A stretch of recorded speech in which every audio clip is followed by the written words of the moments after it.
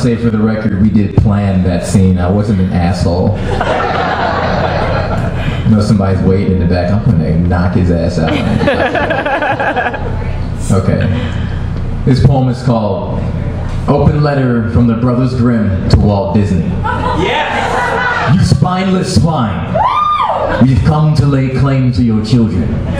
Every child raised on your cotton candy dinners, your insipid treatises on the magic of the world, they will have you to thank when they sprout into adults still trembling from the dark. And spare us your assertion that we too wrote of magic. Any wizard will bear witness, authentic magic can kill you.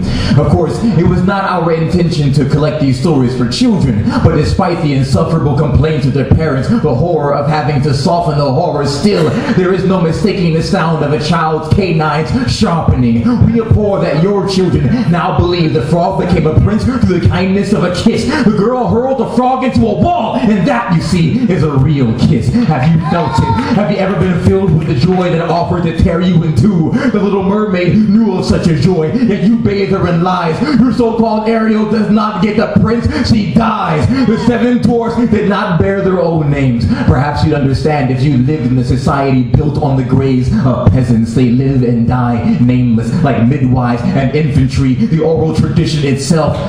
We did enjoy Bambi. Within 20 minutes, the mother dies.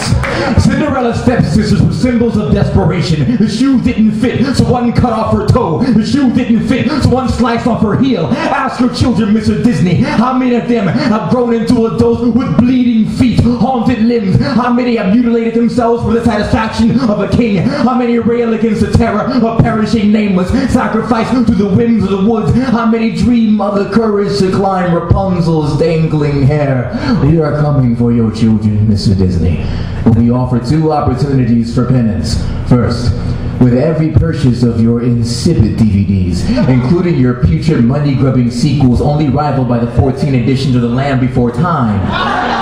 With every DVD sold, you shall include 1 free edition of our original tales. Let them learn what it means to bastardize, to sweeten witches' medicine, to dull the edge of a warrior's axe. Second, take your beloved classics and recreate them honestly. This time, Aladdin is devoured by his lust for power and dies. Simba is punished for years of laziness, and at the claws of Nala, he dies. Pinocchio becomes a real boy, only to cast a plague and die.